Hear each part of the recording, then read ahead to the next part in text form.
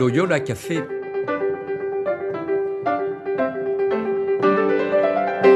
Loyola Café, on y discute philosophie et théologie.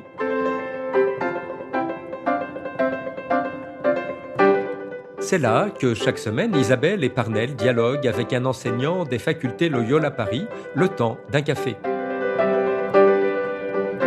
L'émission d'aujourd'hui est animée par Parnell Ledaga.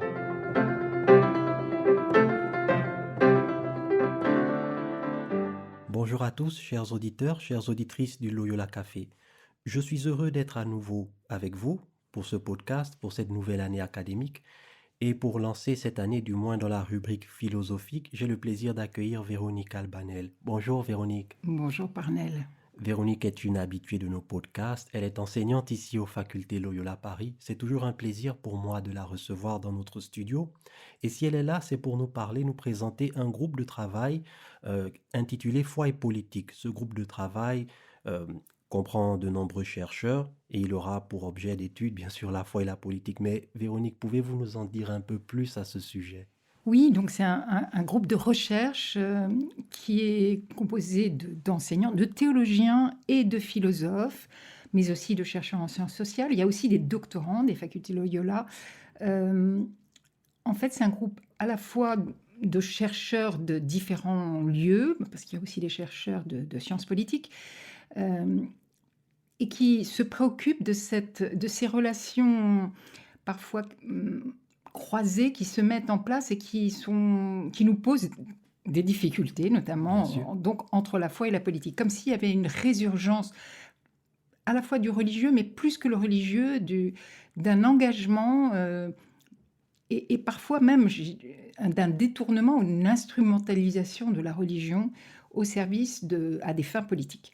Voilà, c'est pour ça que ce groupe qui démarre et qui va successivement aborder des thématiques comme l'écologie, l'écothéologie au regard de Laudato Si par exemple, mais aussi la question des théologies de la libération, la question de la pauvreté à travers l'œuvre de Joseph Brzezinski, et surtout, parce que c'est vraiment peut-être là la problématique la plus grande, c'est le courant américain qui est intitulé « Catholicisme post-libéral » et qui interroge vraiment ce rapport entre foi et politique. Je vous remercie pour cette introduction et vous avez bien fait de mentionner un certain nombre de thèmes parce que je pensais justement à vous poser ces questions. Vous avez mentionné tout de suite la résurgence du fait religieux. Et la première question qui me vient tout de suite à l'esprit, c'est pourquoi voit-on aujourd'hui un retour en fait du discours religieux dans la politique, notamment face aux crises?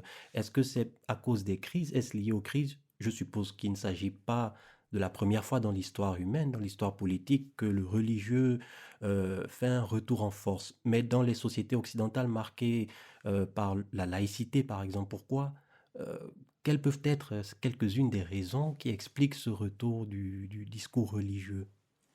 Je pense qu'il faut s'étonner de ce retour qui est encore une fois un peu ancien déjà, hein. Ça fait Bien une sûr. bonne vingtaine d'années. J'aimerais la dater du tournant de Habermas lui-même, qui a toujours négligé le fait religieux jusqu'en 2001 et la destruction des tours jumelles donc par les djihadistes. Et à partir de ce moment-là, il a pris en compte dans sa pensée philosophique la question religieuse et notamment il attend, et il attend encore, je pense, des croyants qu'ils se mobilisent et qui mobilisent des ressources justement pour cette construction de la vie démocratique. Aujourd'hui, je crois vraiment que le facteur crise, que je nommerais presque, parce que je pense qu'on multiplie tellement le mot crise que c'est des crises à rebondissement et tellement nombreuses que je crois que maintenant le mot s'est usé et qu'il ne suffit pas. Il y a quelque chose d'une forme d'apocalyptique, enfin en tout cas de désespérance, tellement se succèdent les conflits, maintenant les guerres, bien sûr en Ukraine, à Gaza, ça se rapproche, tellement l'Occident semble avoir perdu sa vision, son horizon, et il est extrêmement critiqué, y compris maintenant en son propre camp à travers la position américaine.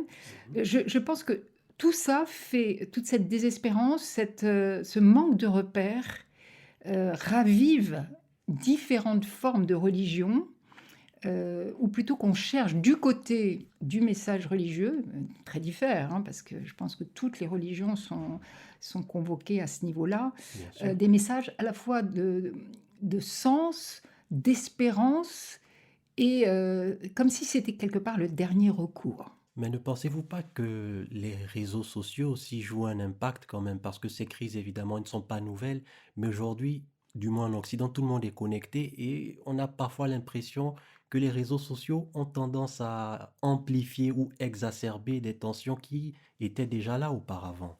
Oui, c'est certain que les réseaux sociaux alimentent la polarisation, notamment des sujets, des thématiques religieuses, pour le meilleur et pour le pire, je serais Mhm. tentée de dire, parce qu'il y a des influenceurs qui contribuent, qui fortifient, qui édifient. Et puis je pense qu'il y a voilà, il y a aussi des influenceurs qui alimentent la haine, la violence et sur les réseaux sociaux, au nom de Dieu, enfin en tout cas au nom de la religion. Donc c'est certain que tout est démultiplié, amplifié, et qu'au fond les voix nuancées, les voix de la raison, les voix du dialogue, d'un dialogue constructif ou qui soit surtout respectueux des positions contraires. Je pense qu'on souffre, voilà, on souffre, je reprendrai la formule d'Albert Camus, mais nous étouffons parmi ces gens qui ont des certitudes et nous aspirons au dialogue. Et sans dialogue, le monde se meurt. Et je pense vraiment qu'aujourd'hui, on est un peu dans ce lieu-là. En tout cas, nous avons la responsabilité de créer les conditions du dialogue. J'aimerais à présent revenir sur un terme que vous avez employé lorsque vous présentiez le groupe Foi et Politique. Vous avez employé le terme post-libéral. Alors, quand on parle de post-libéral et de catholiques post-libéraux, à quoi fait-on en fait référence enfin, je ne vais pas non plus vous demander d'étaler ici toute la doctrine, mais disons pour ceux qui nous écoutent, qu'est-ce qu'ils peuvent retenir concrètement? Parce qu'il y a tellement de termes, on va parler parfois de post-structuralisme, post-ceci. Donc au final, tous ces postes X ou Y, on en arrive parfois à se demander qu'est-ce qu'ils signifient au fait. Tout à fait, vous avez raison, et je crois quand même que le catholicisme post-libéral n'est pas non plus très connu en France, Oui, il émerge aux États-Unis depuis une bonne quinzaine, vingtaine d'années. Il fédère beaucoup et il devient visible, et je serais tentée de dire problématique, à partir du moment où nous avons un vice-président, enfin le vice-président des États-Unis, J.D. Vance, qui est lui-même catholique et se revendique de ce courant catholique post-libéral. Et pour le dire assez brièvement, parce que c'est un courant qui prend beaucoup d'ampleur. On a beaucoup parlé aux États-Unis des protestants évangéliques et de cette influence qu'ils avaient avec la théologie de la prospérité et bien d'autres, les guérisons. bien sûr. Aujourd'hui, ce sont les catholiques, alors, qui, qui ont une influence, qui fédèrent, qui ont une vision politique très claire, y compris d'un changement de régime. Donc, ils ont d'abord un souci politique. Et pour reprendre l'expression, enfin, la notion de post-libéralisme, il ne faut pas s'y tromper. C'est pas après le libéralisme, c'est contre le libéralisme. C'est-à-dire que ce qui est attaqué, alors il faudrait apporter beaucoup de nuances, mais en tout cas, c'est le refus d'un libéralisme centré sur les droits individuels, sur ce qu'on pourrait appeler les conquêtes de certaines démocraties pour les femmes, mais aussi un certain nombre de droits, évidemment. C'est aussi dans le courant de ce qu'on a appelé pro-life, c'est-à-dire eux sont pour la vie à tous les niveaux et ils défendent la vie. Donc tout ça, il y a des valeurs morales très fortes, il y a des valeurs aussi d'un libéralisme peut-être économique, mais je dirais que surtout, et c'est ça que j'aimerais mettre en évidence, il y a une dimension politique, par exemple, dans ce courant, outre le fait qu'accède à une des plus hautes fonctions, voilà, J.D. Vance, il y a des juristes, Oui. il y a des enseignants, des professeurs. On dit même que certains séminaires aujourd'hui sont contrôlés ou en tout cas dirigés par des catholiques post-libéraux. Donc il y a une vraie organisation, une vraie structuration de ce mouvement. C'est un mouvement que je serais tentée de qualifier d'extrêmement en recherche, assez rationnel quand même, et qui prévoit de réformer les institutions. Je pense par exemple Adrian Vermeulen ou à d'autres, oui, mais lui en particulier, ou Patrick Dinnen, qui prévoit de changer l'organisation parce que pour eux, le libéralisme a failli. D'ailleurs, un de ses livres, c'est Why Liberalism Failed. Donc, c'est la reconnaissance qu'il y a eu une faillite de ce libéralisme, donnant trop de droits au sujet, trop de droits individuels, pas assez soucieux donc de la communauté, de la nation. Et malgré tout, il faut bien reconnaître, parce qu'on le voit avec l'accès de Donald Trump au pouvoir, qui ne fait pas partie de ce courant-là, mais qui convoque Dieu quand même, Bien beaucoup sûr. dans ses discours, et qui s'estime voilà, un élu de Dieu. Donc il y a aussi cette ambiguïté. Et au fond, c'est quand même une attitude qui s'accommode tout à fait du rejet des pauvres. Et parmi les débats qui ont lieu, notamment avec le Vatican, puisque le pape François s'est opposé Bien à sûr. ce courant, et le pape Léon XIV aussi, le pape François a envoyé une lettre aux évêques à propos de la position de J.D. Vance, notamment sur l'ordo amoris, c'est-à-dire cette théorie avancée qui, selon Vance, serait conforme à la position de Saint-Augustin, ce qui C'est n'est qui est pas le cas. discutable. Oui, ce qui est tout à fait absolument discutable, et qui consiste à aimer en priorité ses plus proches, sa famille, puis peut-être ses voisins, puis peut-être voilà, ses concitoyens, mais pas nécessairement l'étranger. Et ça, au regard du message biblique et de l'Évangile qui nous dit tout le contraire, on ne comprend pas très bien comment ça peut légitimer non seulement une politique, mais fédérer autour du message chrétien beaucoup de personnes, et je parle même en France. On retrouve ce même phénomène qui contamine la France. Mais j'allais justement poser cette question parce que le fait que cela se développe aux États-Unis n'est pas sans impact, parce qu'on parle quand même de la première puissance mondiale. Je suis tenté de dire que si ce phénomène avait été développé en France ou en Europe avec des traditions bien plus laïques euh, qu'aux États-Unis, peut-être que la situation aurait été différente. Alors oui et non, parce qu'il faut savoir que ce courant catholique post-libéral a des sources qu'il revendique. Alors outre Thomas d'Aquin et Saint-Augustin, qui sont les deux penseurs sur lesquels il s'appuie, il s'appuie quand même sur certains penseurs écrivains français de l'entre-deux-guerres, notamment Charles Maurras, et aussi l'un des modèles qui est mis en avant, c'est Franco, le franquisme. Et je rappelle que le franquisme a vraiment, c'est aussi fondé sur une complicité totale, enfin en tout cas une collusion entre le pouvoir politique et la hiérarchie épiscopale, jusqu'au plus haut niveau, et que le Vatican n'a pas clairement dit que c'était impensable sur le plan de la foi catholique. Donc au fond, c'est toute cette... je pense quand même que l'héritage, y compris en France, et vous avez raison de parler de laïque. Alors bien sûr, entre les deux guerres, la France était encore très christianisée. Aujourd'hui, ce n'est plus le cas, il y a cette laïcité.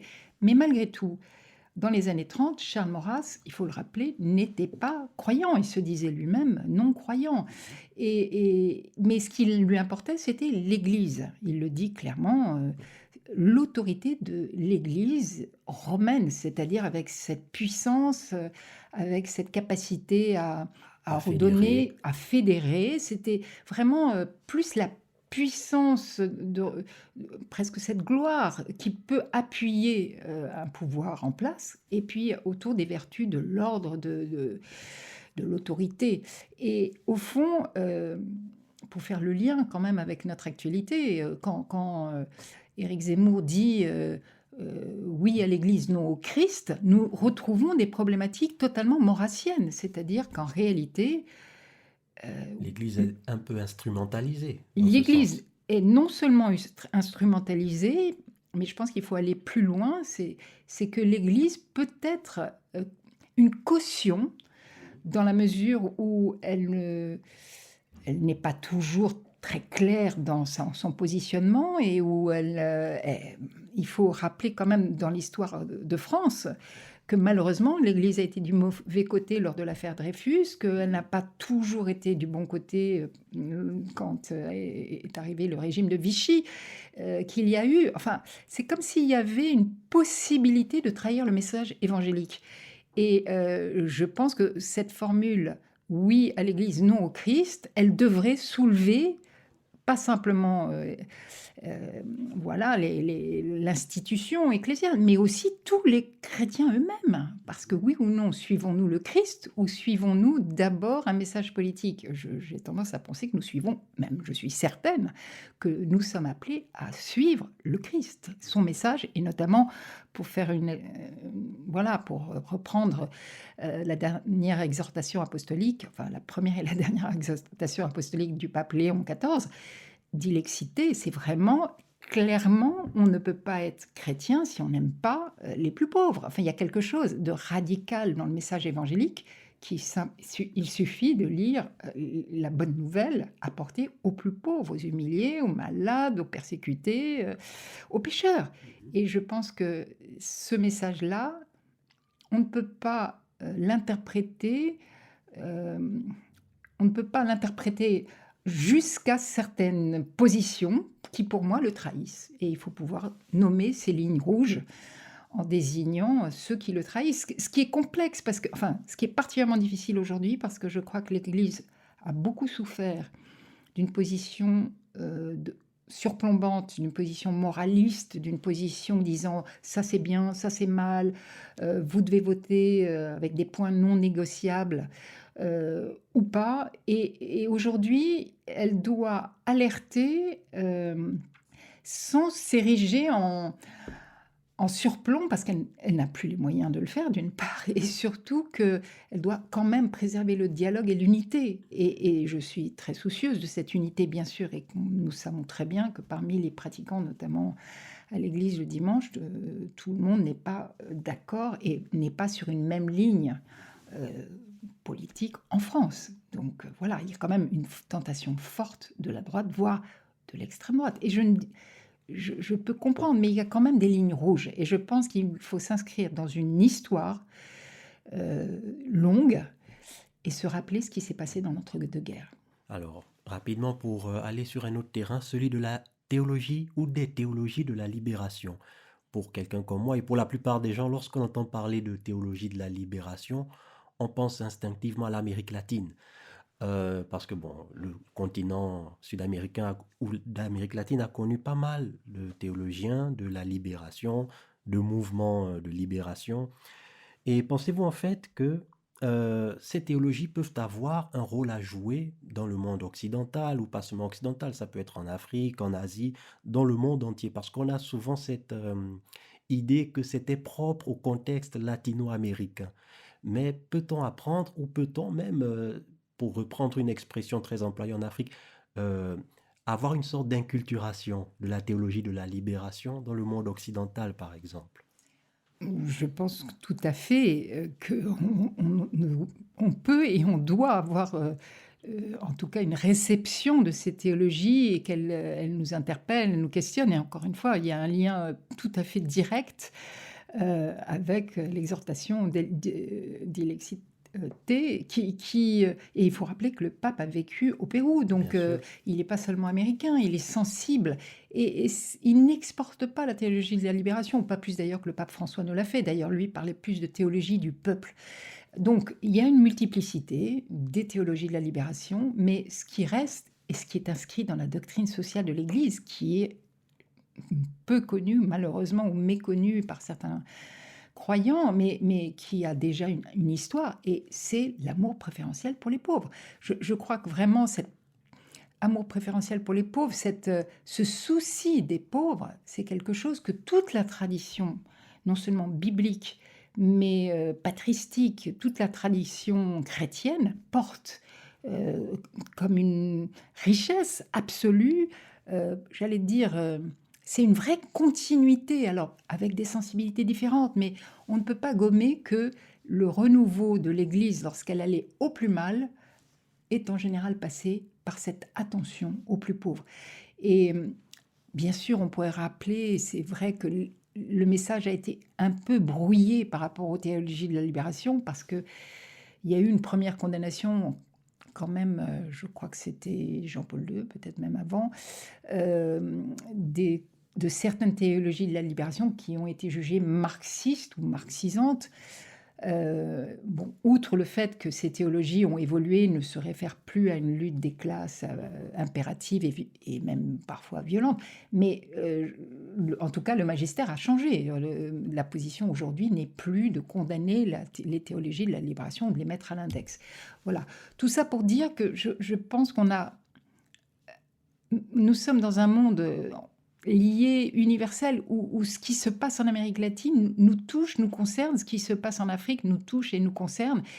Et au fond, l'Occident se voit reprocher aujourd'hui son 2 poids 2 mesures, c'est-à-dire qu'au fond, et sa position notamment aujourd'hui à l'égard de l'immigration, la rend, j'allais dire, inaudible, et elle a perdu ce message de salut pour tous et surtout de dignité pour chaque homme. C'est comme si le fondement même, le double fondement, pour moi, d'une partie de l'Occident, qui est bien sûr à la fois chrétien, mais aussi républicain au sens de la dignité des droits de l'homme, de chaque être humain, s'effondrait en même temps.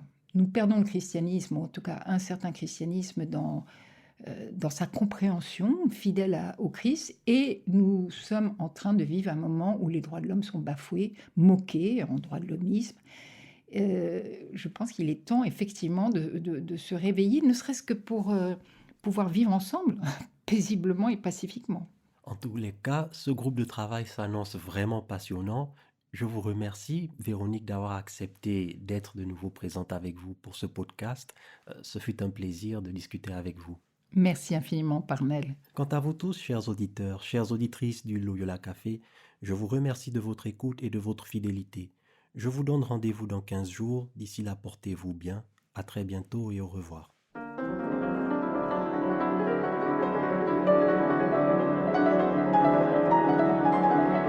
Vous écoutiez Loyola Café, le podcast des facultés Loyola Paris. Pour ne rater aucun épisode, abonnez-vous gratuitement sur votre application préférée, Spotify, Deezer, Apple Podcast ou YouTube Podcast.